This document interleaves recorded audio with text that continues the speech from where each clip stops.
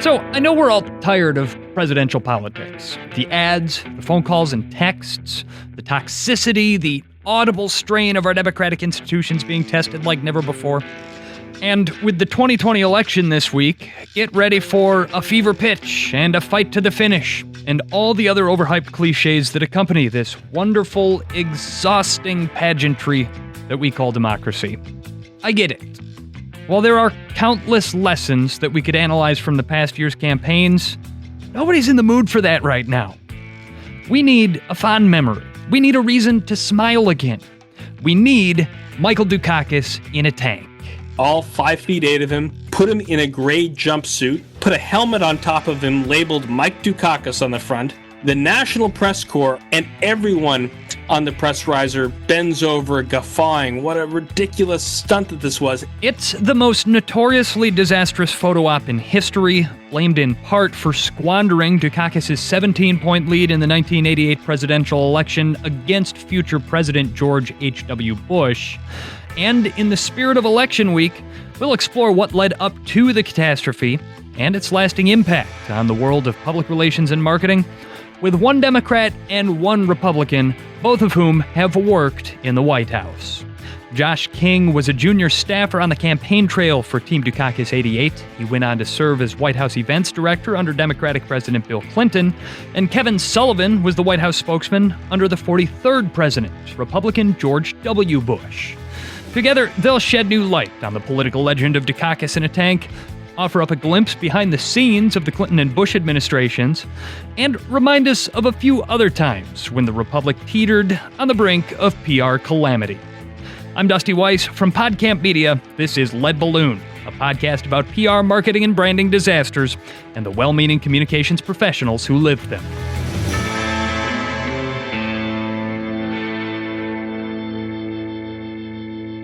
If you are one of those people who can't be bothered to vote, go soak your head. Everyone else who voted or will vote, thanks for tuning in. Election Day has always felt like a holiday to me. And this year, it's a little bit different. With the pandemic, with the high stakes, with a lot of uncertainty about our democratic institutions, voting feels more like a mission this year. So here's hoping we can get back to celebrating our democracy again. But speaking of celebrations, we recently got some pretty great news here at PodCamp Media. Industry-leading publication Adweek has named this show its Marketing Podcast of the Year, and I am just beside myself.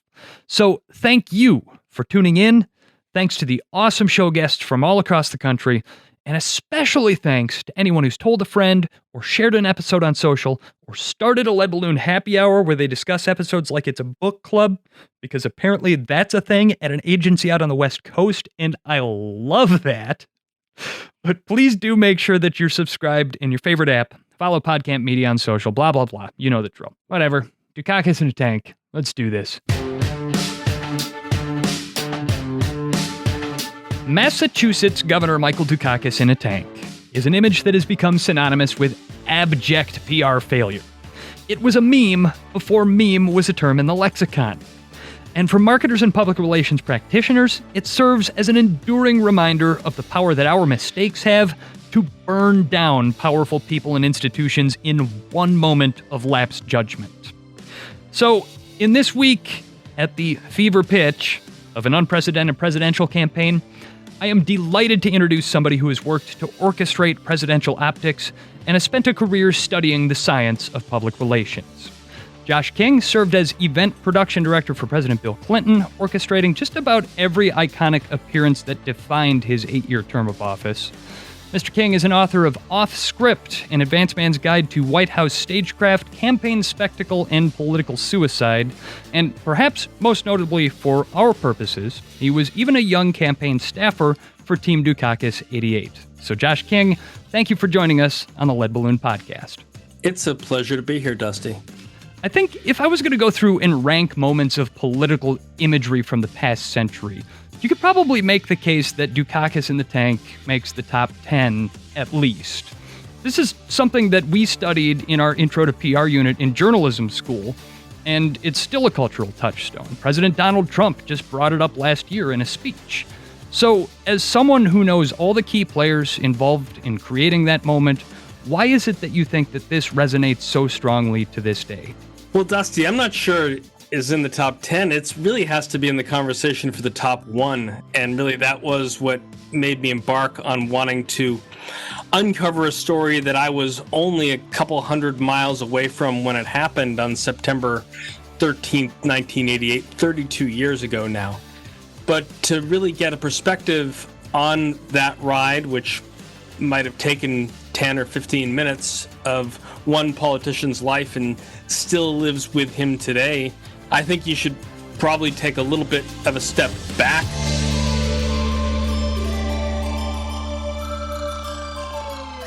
Mike Dukakis was the governor of the Commonwealth of Massachusetts, a graduate of Swarthmore College, had all of 2 years of military experience under him, assigned infantry duty in Massachusetts after graduating from Swarthmore, but was a terrific administrator, governor, technocrat, leading the so-called Massachusetts miracle back to health in the Commonwealth. In a disciplined fashion, got the Democratic nomination in July of 1988, the convention at the Omni in Atlanta. But he was running against a guy who had a terrific national security pedigree, Vice President George Bush, vice president for 8 years. Before that, head of the CIA, envoy to China, congressman, and himself a certified war hero, having been shot down in his Avenger aircraft over Chichijima in the Pacific Ocean, World War II. Yet, coming out of the Democratic convention in July, Governor Dukakis was a strong frontrunner in the race, polling 17 points ahead of Vice President Bush. Bush was seen as sort of a second fiddle character to President Reagan, somewhat aloof and definitely an establishment candidate. And the specter of the Cold War still hung heavy on hearts and minds. Dukakis' message of domestic prosperity, well, that was a welcome breath of fresh air. That early polling might have prompted some complacency on Dukakis' part. In August, he spent an inordinate amount of time in his home state of Massachusetts over the objection of campaign staff who insisted that he was wasting valuable campaign time. Meanwhile, the tireless Bush campaign machine chipped away at that lead with a coordinated strategy that played to Americans' worst fears. The notorious Willie Horton ads that stoked fears of violent crime and dog-whistled to racist themes, questions about Dukakis' patriotism, even though he himself had served in the army, and of course, the old chestnut that Dukakis didn't have what it would take to protect America from its foreign enemies. As accomplished as a domestic policy technocrat could be, had to prove his national security bona fides, which polls showed in the spring and summer of 1988 had Dukakis well behind Vice President Bush. So as summer turned to fall, as campaigns often go, they talk about, Dusty, theme weeks, where every day of the week, the candidate is going to be consistently on message talking about the theme. The theme of that week that started, I think, September 11th, that Monday, was going to be national security. It would start that Sunday, September 10th, in Boston, where all the high-ranking members of Congress who had a national security resume themselves, people like Sam Nunn, people like Les Aspin, would gather in a Boston hotel and almost anoint their nominee. Next day, he goes to Philadelphia, Pennsylvania, gives a speech at Carpenter's Hall. The next day, he's in Ohio at a jet engine plant where they make engines for the F-111 fighter. And the next day, that Wednesday, he's going to give a major speech in Sterling Heights, Michigan, at the campus of General Dynamics Land Systems. But before he does that, he's going to put through its paces the product that is manufactured at Land Systems. The M1A1 Abrams main battle tank, armed with a 120-millimeter high-velocity cannon and protected by composite armor that's as tough as 60 centimeters of pure steel. A behemoth, a deadly weapon, usually with a experienced crew of 4, and he's going to be given a demonstration ride by the head of Land Systems at the time, a guy named Gordon England, who would go on to become, I think, Deputy Secretary of Defense, Secretary of the Navy, and a terrific guy himself. Now, you've made a career out of discussing the power of the visual especially in presidential politics and optics and the role that those play. Optics were proving to be an increasingly important part of presidential campaign strategy in that era. And so, looking at it from the Dukakis campaign perspective, they could have had him go to the factory and watch the tanks being made. They could have had him give a speech in front of the American flag at the tank factory. Why did they feel the need to get the visual of him riding in the tank? Well, Dusty, I have to explain what this legion of campaigners do that we know as advanced people. I was a young advanced trainee in the summer of 1987, a year before this happened, when I started working for another candidate who eventually would fail away, Paul Simon, the senator from Illinois. Then I joined Dukakis's team. And Dusty, I got to tell you that it's the most fun in politics there could possibly be, because they take young people like I was then, 22, 23 years old. They stick an airline ticket in your hand, give you a voucher for a rental car, and they say, go travel to these places around the country and eventually, when you get to the White House, around the world, and make stuff happen. Learn everything you can about this place that you have to go. And in this case, it was Macomb County, Michigan, where so many electoral votes were at stake then as they are now, where Dukakis had to win back the Reagan Democrats that Ronald Reagan had taken from Jimmy Carter in 1980. And he had to prove his mettle by showing his machismo, doing the same kind of thing that a Detroit auto worker and, dare I say, a tank manufacturer would want their boss to do. I can ride in the tank. And that was the mission not assigned to me at that time, but a guy who's become my friend for 32 years as well, Matt Bennett, same age. They dispatch him to Sterling Heights. They say, back in Boston, because they've got a grand plan, and maybe they've watched a little too much Patton, Dusty, but they say, figure out how Governor Dukakis can ride in the tank. We want it to look a little like Patton. We know that movie. They wanted to see a scene of that movie to leaven or illustrate or provide artwork for that 3-minute news package that Chris Wallace or Sam Donaldson would put together 4 or 5 hours later for the evening news. And for that, you need a visual. You need a few seconds of the candidate doing something about which he is going to speak oh so seriously 30 minutes after the ride, talking about how we have to hold the line on the western frontier in Europe, the NATO allies against the advancing Warsaw Pact, using this very equipment that I have now taken a test drive in and I can attest to. So it was a disconnect between this big idea, perhaps absorbed through the silver screen, and the reality of putting a small man, Governor Dukakis, inside the turret of that main battle tank. I worked for a while in the realm of political PR, certainly not at a national level, but my former boss's boss, the city clerk of Milwaukee, Wisconsin, has a saying of which he's quite fond. He likes to say, don't ever be the person in the meeting who hears a bad idea, knows it's a bad idea, but doesn't speak up to say that it's a bad idea. You mentioned your friend Matt Bennett, and from reading your article in Politico, I know that he was that person who spoke up and said, guys, this is not a great idea. Why did it still go forward? I think Matt's quote that at least he wrote to himself contemporaneously in a journal that he gave me to originally write the article that then I used to write the book was, guys, this idea sucks. Matt was actually on site. He could see the angles, Dusty. He knew the way the visual would look. He, just like Cecil B. DeMille could hold out his hands in the frame of a 16 millimeter celluloid and figure out what a camera would see. And he didn't like what he saw. I guess his dad was a professor of political science at Syracuse University. Matt was wiser than his years in terms of understanding geopolitics. He knew that just putting on the accoutrement of a tank commander the jumpsuit, which, by the way, didn't look like Patton's uniform. It was a ugly gray with these yellow extraction tracks. It kind of looks like pajamas, almost. It looked like a set of bad auto repair shop coveralls, or pajamas, if you will. It had a kind of crappy patch on it, and it had this helmet, which serves a current tank commander or a contemporaneous tank commander back in 88 very well. It's bulbous, Dusty.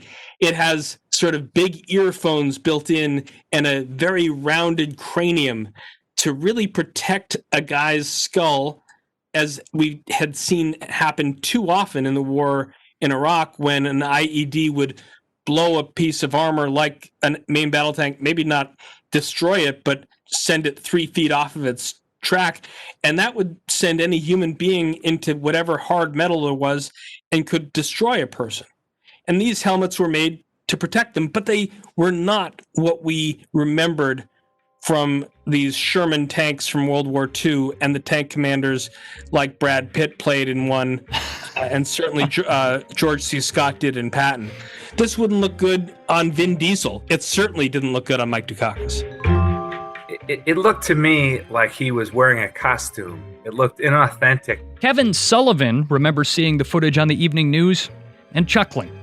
He wasn't yet a figure in politics. That would come later, in 2005, when he accepted a comms role in the George W. Bush administration, and eventually in 2006 would assume the title of White House Communications Director.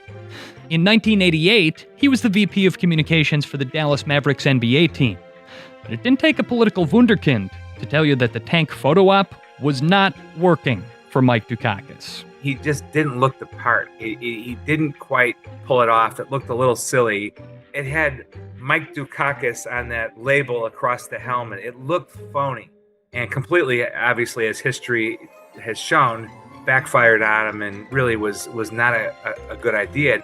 There's a history with putting things on your head as a elected official or candidate that goes back to Calvin Coolidge in 1927. In August of 1927, he was on vacation in South Dakota and was actually made an honorary chief by the Lakota Sioux. And as part of the ceremony, he put on a headdress. And if you read about this, his advisors told him, "You're going to look foolish, Mr. President. Don't do this. It's going to look funny." And he said, "Well, isn't it good for people to laugh?" So he had been advised, and he decided to do it anyway. Now, the interesting thing is he had some Native American ancestry, apparently. But most importantly, 3 years earlier, in 1924, he had signed into law the Indian Citizenship Act. And that's why they were naming him Chief Leading Eagle, an honorary chief in the Lakota Sioux. And I'm sure he felt as part of that ceremony, he wanted to honor them for this recognition. And so he did it. The photos of the President Coolidge event caused him some grief, but he chose not to run for another term in 1928, so we'll never know how that might have played out for him. However, the lesson had entered the zeitgeist of political convention.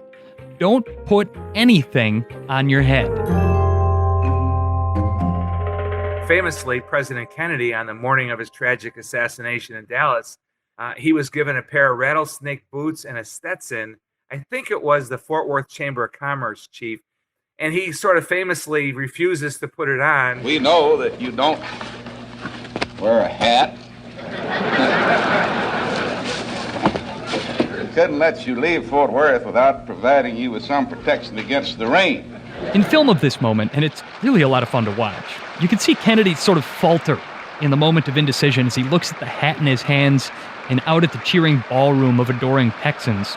He shuffles his feet a little bit and then leans into the mic with this almost sheepish smile. I'll put it on in the White House on Monday. If you'll come up there, you'll have a chance to see it then. Sadly, Monday at the White House never came. He was saying, "I'll do it in private," because he had been taught this political lesson not to put anything on that is going to make you look funny. You can find a picture of President Kennedy before he ran for president wearing a rice hat, and maybe he learned something from that too. But I think the lesson of the Calvin Coolidge Indian headdress photo was don't put something on that someone's going to think makes you look foolish. And candidate Dukakis, Governor Dukakis, in 1988, disregarded that, as it turns out, at his own peril. So, with an established political mandate against headgear and an advance operative waving the red flag, how is it that this doomed photo op kept rolling? Well, Josh King says it was partially a crisis of momentum. What happened, Dusty, was they tried to have their cake and eat it too. There's an expression or some maxim that goes for these young people who travel to hustings like Matt and myself, that the desk always wins. The decision of headquarters is going to prevail, despite people like Matt speaking up and saying they're not going to let Governor Dukakis take your full-speed ride of the tank without a helmet on. So the answer that Boston tells him is, well, okay, we'll let him have the full-speed ride, but let him come out of its hangar with the helmet off. And that's where the lenses will take a great picture of the governor, and we will feed them the image that we think will look best on him. But then the governor is going to speed up, get up to its 30 or 60 mile an hour speed, and wear the helmet. So in pictures that are not part of the historical record that no one ever cared about, Governor Dukakis comes out of the hangar without wearing a helmet, looks good, then puts the helmet on, and that was the money shot. And there's a driver and a Secret Service agent down below, Gordon England, Governor Dukakis on top. The National Press Corps arrayed on almost like baseball bleachers on a flatbed truck, watching this tank go through its paces. And then finally, after it had gone at full speed, the tank approaches the press corps and does a last-minute turn, avoiding Sam Donaldson and Chris Wallace, and everyone on the press riser bends over, guffawing. What a ridiculous stunt that this was. And yet, Dusty, if you were to watch the evening news that night, they didn't call it a fail at that point. They reported it straight. Indeed, Governor Dukakis goes on to give a very serious-minded national security speech. But all the way back in Washington, D.C., a guy is sitting in a temporary rented apartment.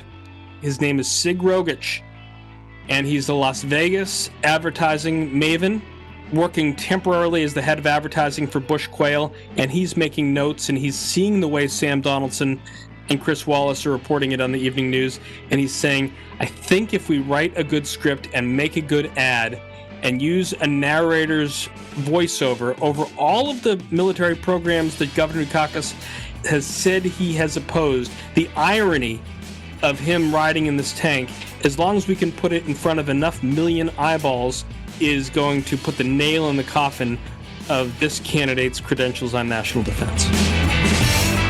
So, coming up after the break, how one bad photo op came to define the entire Dukakis presidential campaign. Plus, how the lessons of Dukakis in a tank shaped the presidential stagecraft that Josh King orchestrated for President Bill Clinton. You'd have to pry him away from the rope line. And the moments that Kevin Sullivan crafted for President George W. Bush. That's in a minute, here on Lead Balloon.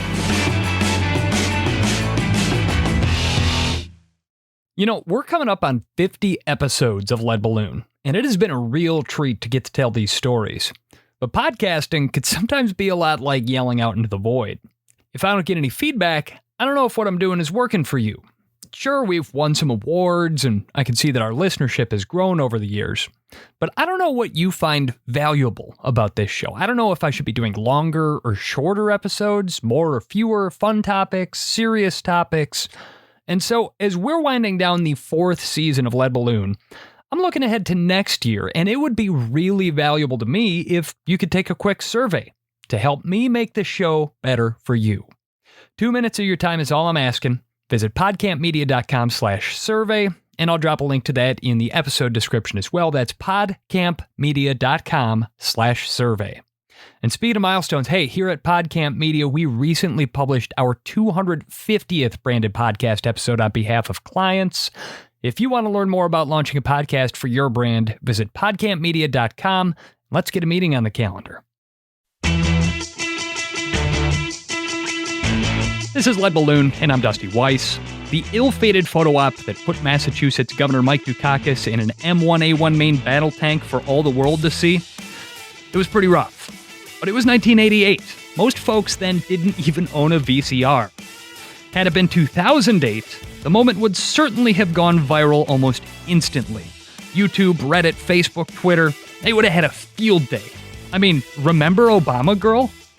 But Josh King, a junior staffer for the Dukakis campaign, says they didn't know in the moment just how damaging that image would be.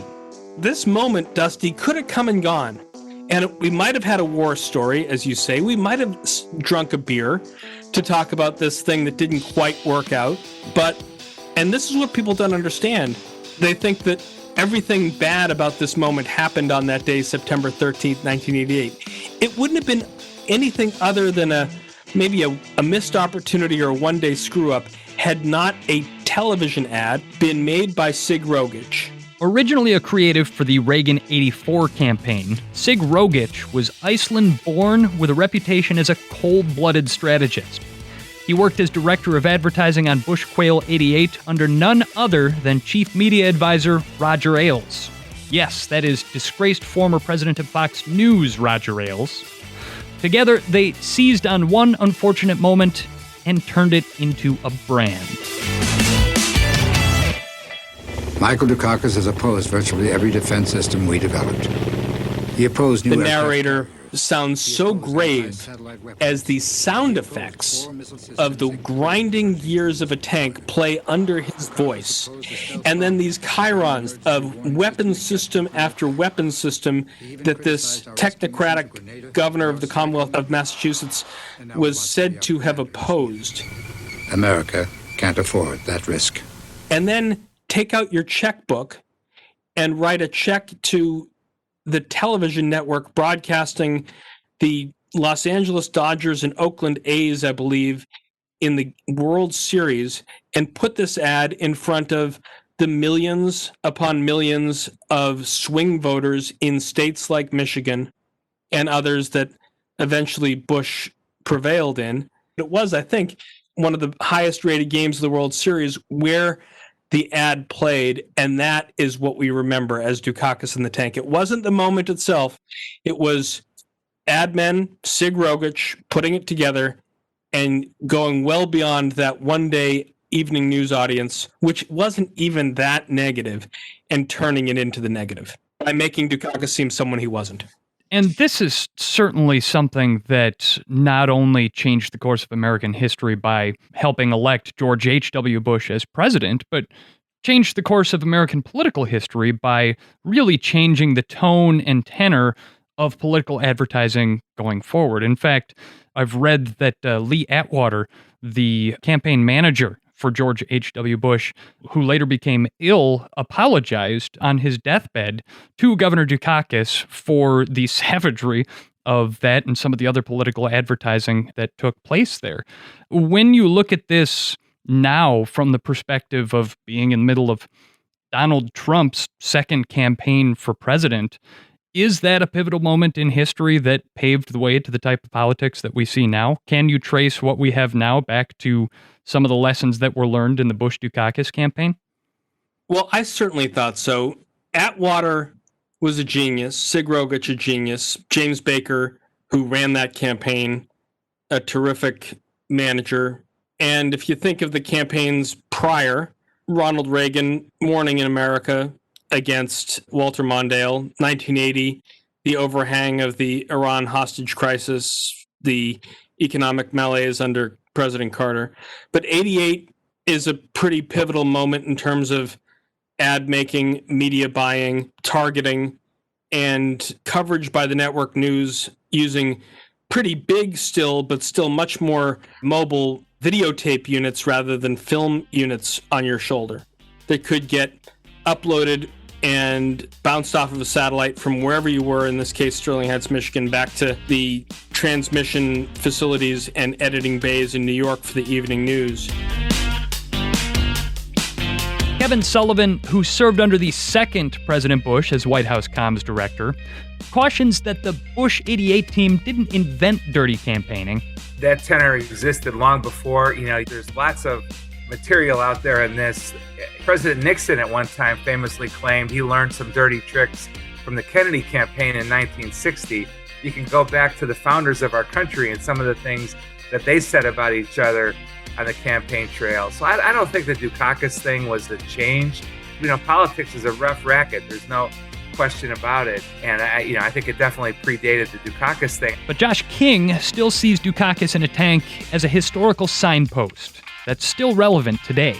And what I thought about as I worked in that first campaign, Dusty, and then came back and worked for Governor Clinton in 92 and President Clinton's reelect in 96, saw lots of friends working for Vice President Al Gore's campaign in 2000, John Kerry's in 2004, Barack Obama's in 2008 and 2012, the ultimate matchup between Hillary Clinton and Donald Trump.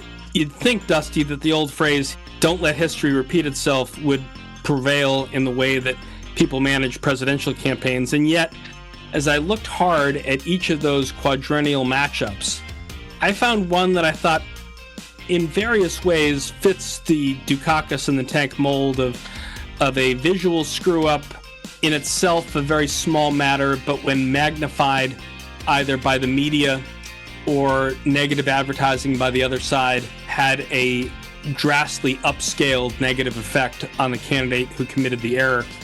I thought in 1992 it was Bush in the supermarket scanner, which we could have a long discussion on too, which was an unfortunate view of his view about the working class.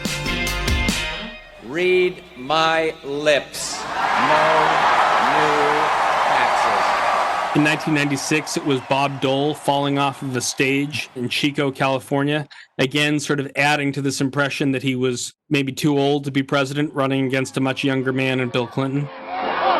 In 2000, Al Gore had promoted himself as an environmentalist. This is really not a political issue so much as a moral issue. And yet got caught, not himself, but his campaign got caught actually orchestrating a large release of millions of gallons of water on the Connecticut River on the border between Vermont and New Hampshire so that Al Gore's bucolic canoe ride would have less risk of running aground as he came down in camera's view. 2004, there was so much going on. President Bush and mission accomplished on the deck of the Abraham Lincoln. Our coalition will stay until our work is done. Howard Dean and Dean's Scream. And then we're going to Washington, D.C. to take back the White House! Yeah! John Kerry, who went windsurfing during the Republican convention, and that was turned into a very Dukakis-like devastating ad, whichever way the wind blows, set to waltz music. In which direction would John Kerry lead? That windsurfing ad sticks out in Kevin Sullivan's memory, too. He was trying to look athletic, young, and vigorous. And instead, he came across looking elitist, I think. I don't know what percentage of the American people have ever windsurfed, but it's not a big number. They used that windsurfing footage where they talked about how he changes directions on things. 5 times to do so. John Kerry, whichever way the wind blows. And then Mitt Romney, trying to beat President Obama 2012, goes to the Villages in Florida, which is a place where so many votes are at stake even today, and sings America the Beautiful in front of the crowd. Oh, beautiful for spacious skies. And that is then turned around by the Obama campaign into a sort of discordant singing of the song by Governor Romney, overlaid with pictures of boarded up factories and empty offices. Then it sort of came to this battle between Mr. Trump and Secretary Clinton, and Trump coming down the escalator, being very much himself. I mean, the one thing you could say about 2016 is Trump was the character Trump wanted to demonstrate. And so many of these examples leading up to 2016 that I've talked about, going all the way back to Governor Dukakis in 1988, were examples of people who were actors trying to take direction from their headquarters and from their advanced people, but ultimately not being comfortable in their skin, playing a role that they weren't perfectly at home playing. That notion of being yourself, of playing to your strengths in politics is certainly one that I've always strived to drive home during my tenure as a public relations practitioner in politics. But in that same vein, you had a front row seat for history as a junior member of the Dukakis campaign in '88, and then you went on to work for Bill Clinton when he was president as his events director, someone who was pretty much always himself, for better or worse, but he was always honest about that. Was that direction that he was taking from you and the rest of his staff, or was that also something that was just inherent in his personality? Totally inherent in his personality. The things that we would do was maybe take him to places that allowed his character to shine through in a more colorful way. But as a human being, as such an interesting cat, young man growing up in Arkansas, his birth father dies when he's very young. The stories about his father's alcoholism are well known. You know, his mother trying her best to put Bill and his brother, give them education, and Bill working his way up as a showman, as a saxophonist in high school, going to Georgetown, then getting a Rhodes Scholarship at Oxford, and coming back, Yale Law School, and working his way up as a teller of great stories on the campaign trail in Arkansas through his many campaigns, I think 3 or 4 successful gubernatorial campaigns. And so he is a master speaker and a storyteller, and had the intellectual wherewithal and heft to back up what he was saying without a script, without notes. And so the things that we might have been able to do through scheduling and advance work would be to take him to interesting places, put him against backdrops that evoked some of his policy views, and made the images of those speeches or moments all the more powerful because of where he was. But very seldom was he not doing things that were innate to him. You know, he had that expression so many times kind of mocked, "I feel your pain." But that guy had grown up with a lot of pain in Arkansas. He really knew the plight that people were enduring, and wherever he happened to be around the country or around the world, he could empathize with that. And it was only a matter of finding those places around the country, around the world, that gave him the opportunity to meet with people, talk with people, shake their hands until all hours. That was all that we had to do. We basically had to wind him up and send him out. I've had the opportunity to meet him on several occasions, and our current president right now previously branded one of his foes as low energy. Bill Clinton was a guy, and is a guy, that is never low energy. He is always going 110%. And so, can I just say, I could stand to hear a little more of your Bill Clinton impression. That was pretty good. You've got that one nailed down. I don't have that nailed down. I have a couple phrases that we all heard so many times that it was sort of ingrained, but there's a lot of people who do it better at Bill Clinton than I do. Josh King may have served in a Democratic administration, Kevin Sullivan in a Republican White House, but Kevin says PR and marketing pros of all political stripes can take lessons from the disaster of Dukakis in a tank. We were very mindful of what the lead image would be, and carefully staged events to capture an image that would reinforce and elevate your message of the day. Taking those lessons from the Dukakis campaign, were there then moments when you saw a photo op coming and had to sort of run into the line of fire and say, no, this is a bad idea. Let's not do this, please? All the time. And sometimes it worked and sometimes it didn't. I'll tell you a couple of funny ones. Like, I remember one time we were doing, I think it was a Medicare drug benefit, what would be called an OTR, off the record, where the president, without much notice, would show up at a drugstore. I think it was a CVS in Washington, D.C., and would go in and would do a photo. And there were rules because it was a drugstore. The president could not go behind the counter, which is where the controlled substances are. And of course, you look around at CVS and you're trying to pick a place to stage a photo. And, there's materials in there, products for senior citizens, and there's a magazine rack that has God knows what on it, and all kinds of things. Let your imagination run wild as to what you see in a drugstore. And so we had picked the most harmless backdrop we could. And yet when President Bush arrived on the scene, even though we had sort of gamed this out, he wanted to be with the people who worked there. And he went right behind the counter, even though that was not what the plan was, and what was technically even against the rules, because he wanted to pose with the women working behind the counter, talking to seniors about their drugs. And they loved it, and he loved it, and it made for a great photo. And in that moment, his instincts were much better than ours. And it really didn't matter that he had technically broken the rule, about going behind the counter where the controlled substances were. It mattered that he was with people. And, you know, images of people are always more interesting than images of things. So his political instincts, which were typically very good, paid off in a big way on that day. You know, and there were other days he liked, again, mixing with the people. I remember one, we were at it was called Wright Manufacturing in Maryland. This was in early 2008. This company manufactures equipment for landscaping. And there was a stand-up lawnmower that was a new product that they were promoting.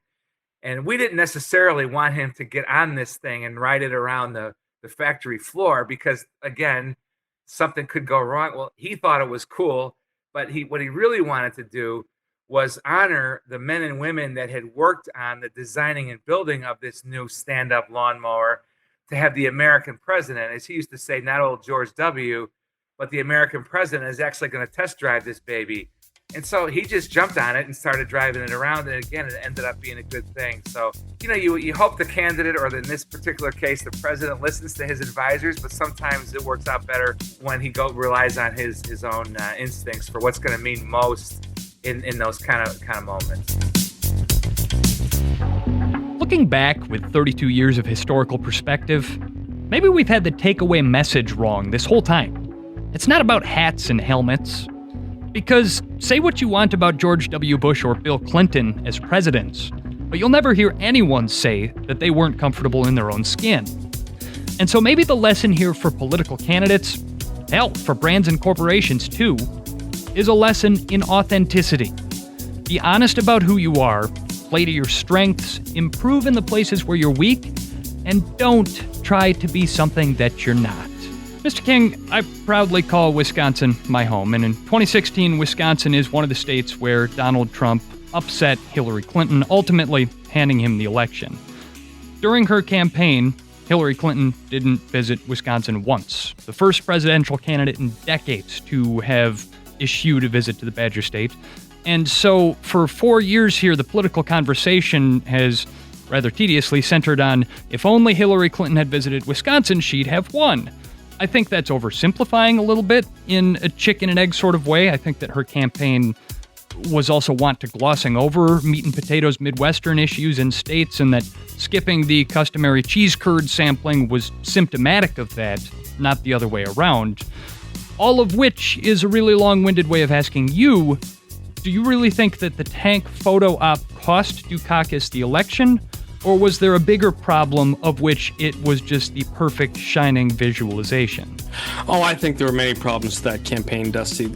But let me touch on something that you hit on, because in your last question, you talked about how President Trump dubbed one of his opponents low energy, how Governor Clinton, people talk about in the places like Milwaukee and Racine and other places, they say Secretary Clinton didn't visit here in 2016. I mean, those are connected in a couple of ways. One is Bill Clinton, President Clinton, as I implied, you'd have to pry him away from the rope line. You'd have to force him to get away from people, back into the limousine and over to whatever hotel we were staying at. And even then, you really couldn't get him back in his room. He would find the mayor or the congressperson or the governor, and it'd say, where's the best place for dinner? And after all this campaigning, as late as it was, they would spend the night talking and gabbing until he would have the last word and given the end of his sermon on a particular night. And only then, Dusty, would he go back to the hotel room to rest and then wind up and start again the next morning. And I found it interesting in both candidates in 2016 how they thought they were using to best effect their campaign aircraft to get from wherever they were around the continental United States that day back to either Westchester, New York, or Trump Tower in Manhattan and sleep in their own bed. And so I've thought a lot about what people talk about, didn't visit Wisconsin, didn't visit Pennsylvania enough, didn't visit Michigan enough, because it's only a matter of telling your pilot to descend over Green Bay or over Milwaukee or over Racine, find a decent hotel, do a little bit of media, meet with some local politicians, and spend the night and begin your day the next day from really the dead center of the nation to wherever you're going. And maybe you think you have that state locked up, or maybe you think it's out of reach, but I don't think anything's ever lost when you go meet the folks in a different part of the country. I'm looking at you have that Green Bay Packers pennant right behind you. I remember one of the trips to Wisconsin, Bill Clinton was in the White House, stopping to visit a Packers practice, tossing the football with Brett Favre, and having a great old time. And these moments, have a lot of mileage when they then get picked up in the Journal-Sentinel the next day. Is there a way that you can synthesize that in a candidate, or do they just have to have that genuine affection for people and being out and meeting them? I mean, you have to realize, you have to love it, Dusty. You have to think that this is a once-in-a-lifetime privilege to be your party's nominee, to have enough money to afford a 757 or 737 or 727 leased for 90 days, that you can take anywhere you want, mostly in the continental United States, but in other years, a trip to Europe or a trip to Mexico or a trip to Canada to show your international bona fides. And you have to say, look, you got to leave it all out on the field.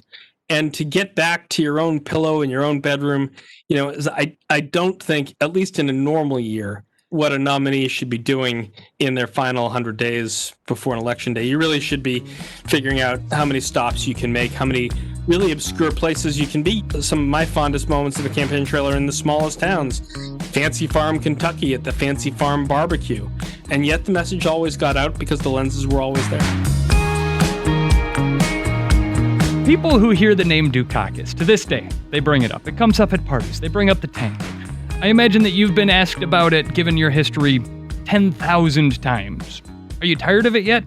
Well, I love the story itself, and I wrote the heck out of it. I turned that 6 or 8 page story that ran in Politico magazine into, a 500-page book, 100 pages of which were dedicated to every angle of that screw-up.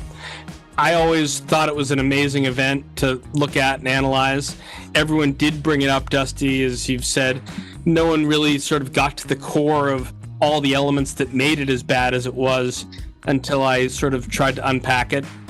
And every 4 years, it comes around and people say, well, President Trump's walk across Lafayette Square to hold an upside-down Bible in front of St. John's Church was the Dukakis in the tank of 2020, and then he takes a ride in his limo outside of Walter Reed Hospital, and they call that the Dukakis in the Tank ride of 2020. And we're going to see people in 2022 and 2024 have analogies to Dukakis in the Tank. It's really the event that keeps on giving.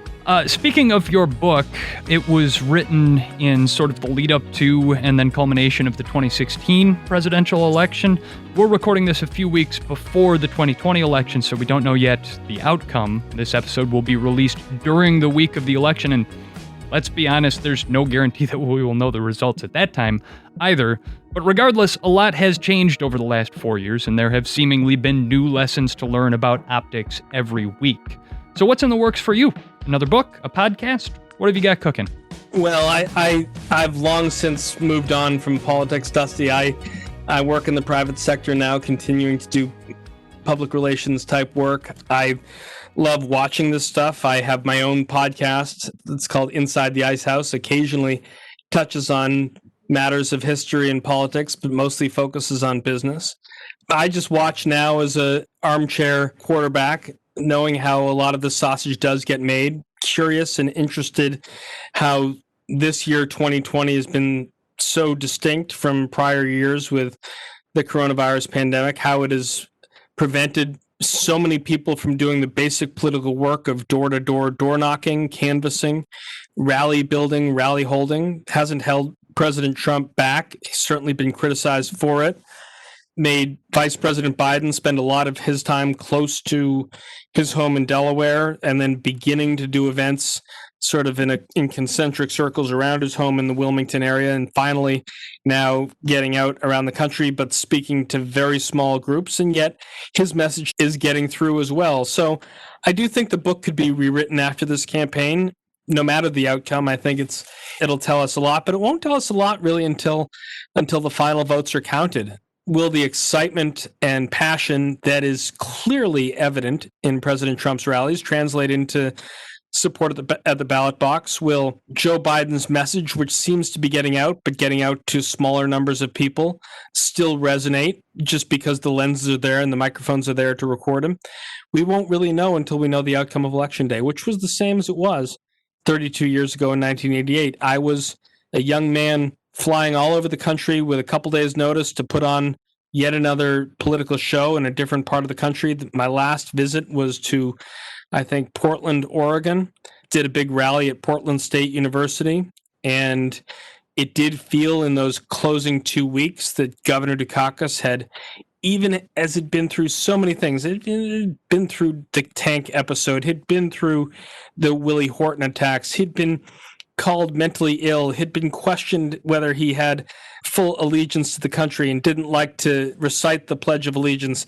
He'd been through the 3 presidential debates with Vice President Bush, when Bernard Shaw of CNN would ask, Governor, if your wife Kitty were raped and murdered, would you seek the death penalty for her perpetrator? All of these things, you would think he'd be dead and buried, and yet there we were in Portland, Oregon, with a week or two left, and we saw this guy actually have the kind of fire in his belly that we hadn't seen him have all year, and we thought, hey, maybe he can pull a rabbit out of the hat. And I think we flew back to Boston from a last-minute midnight rally at Detroit Metropolitan Airport, got in the governor's campaign plane, landed at Logan Airport in the wee hours of Election Day, was probably wearing the same clothes I'd worn for 3 days. I managed to make it to the polling place, cast my ballot, and then, went to sleep until the votes came in. And the votes came in certainly signaling defeat for Governor Dukakis. But we were sort of kind of hopeful, even in those last dying days, that miracles could happen. And so who knows where things are going to turn out this year. Yeah, certainly. Well, it has been delightful to talk about a presidential campaign that doesn't have seemingly immediate and apocalyptic ramifications at every turn. Your expertise and your knack for storytelling are very much appreciated. Josh King, former event production director for President Bill Clinton, author of Off Script. Thanks for joining us on the Lead Balloon Podcast. Thanks so much, Dusty. For his part, Kevin Sullivan is also a political Monday morning quarterback these days. He has his own consulting agency in Dallas, and he's an advisor to the George W. Bush Presidential Center. And he's actually the one who recommended that I reach out to Josh King, who's an old friend of his. That's right, 2 people with different political ideologies who don't feel the need to brand their opponents as enemies of the people. It's kind of throwback of sorts. On your point about bipartisanship, I would commend to any of your listeners who are in the communications business, or really any business, to read Josh's book, Off Script, which has all kinds of lessons learned. This is a really bright, talented guy with a ton of experience. I've learned a lot from Josh. Occasionally, I was the guest Republican counterpart to him on the Polyoptics podcast and show on Sirius XM, and we had a lot of fun doing that. And there's no reason why we can't work together across the aisle as communicators in terms of helping each other and learning from each other. And certainly as elected officials, we need to work together to get things done for the betterment of the people. And this is a small example of that, where Josh and I have been friends for several years now. And I knew he would be a terrific guest for your audience because he has so much experience. He's a great storyteller and a talented, capable, good person. I have to say that in the course of our conversation, at one point, I got to hear Josh's Bill Clinton impression. So in the spirit of fair play, if you have a George W. Bush impression, I would love to hear it right now. I'm sorry to disappoint you. I won't do it. I'm not an impressionist. So I don't want to embarrass myself or disappoint your audience. That's fair. It's been fascinating sort of revisiting this, and of course the timing couldn't be better. I think in a lot of ways it harkens back to a more innocent time in political communications. You wonder if Joe Biden's campaign manager will ever be able to have a friendly conversation with Donald Trump's campaign manager. Yeah, who knows? If not, that's too bad, because there's they're going to have to the one thing, whether it's this year or in 4 years, we went through a transition from a Republican president to President-elect Obama's team, and the transition process, which President Bush told us way in advance, we're going to do this the right way. The stakes are very high. We're at war. By the time we got there, we had the financial crisis. And so we needed to do everything we could to help President Obama's team be successful. It was a very rewarding process to be a part of, and a great example of rising above party to do what's right for the people. President Bush, made it very clear, not just to the senior staff at the White House, but to the cabinet, led by Josh Bolten, the chief of staff, that we were going to do the transition in the most robust, helpful way possible. And I think that should be the spirit, where people work together no matter what party. I think after the year that we've had, that's a sentiment to which we can all raise a glass.